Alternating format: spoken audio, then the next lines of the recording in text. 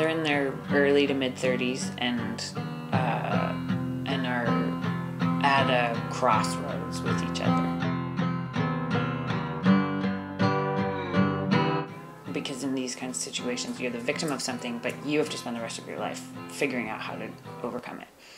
And when I started to delve into that, then it became more about a marriage, and I made the decision to make the driver a woman. And that led me to these two characters in a completely different play that I'd been trying to write and struggling with and not being able to find a way. And so I just took Joe and Sarah from that piece and planted them into this piece. And then then those two people started to have a real life, because they were not moving forward in the other story, which is fascinating. They're dealing with the loss of something, and they're trying to start a family, and they're not having success with that. It's causing distance in their marriage, which now that I'm in my 30s and trying to have a family, I'm acutely aware of how common a story that is, and how terrifying that whole process can be, and really how challenging it is on a marriage, whether you're successful at having kids or not. The whole process. Even talking to my sister a little while ago, who's had a baby, and she was talking about how relationships are challenged by the child, and a relationship that potentially has problems, you start to transfer, and this is her perspective, but transfer all the love that you had onto your kid, and so that the relationship itself loses something.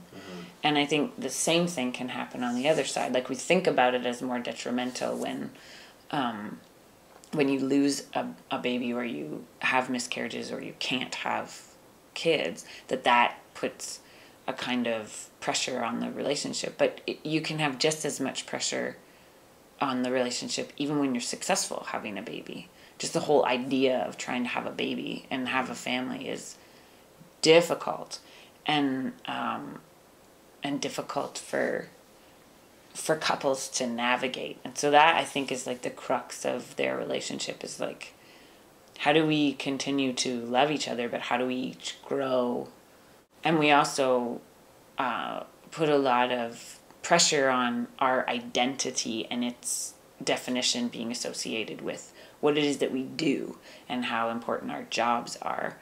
And when something happens that prevents you from being able to do your job, then it really questions, or puts into question, like, who you are. And for me, the two of them are struggling with that. Joe is struggling with who he is and what his role is and what his purpose is, because the job that he has takes him away from his family. And so in order to be home, he can't necessarily do his job, but his job grounds him in who he is.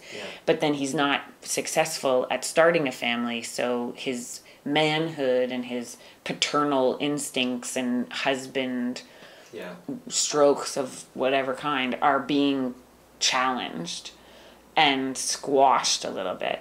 And the same is for her. Like, she has this option of being a mother or being the TTC conductor, and neither one is working. And so they're trapped in this sort of non-identity, trying to figure out how to navigate that. And it's very hard to be with another person when you're not confident in who you are.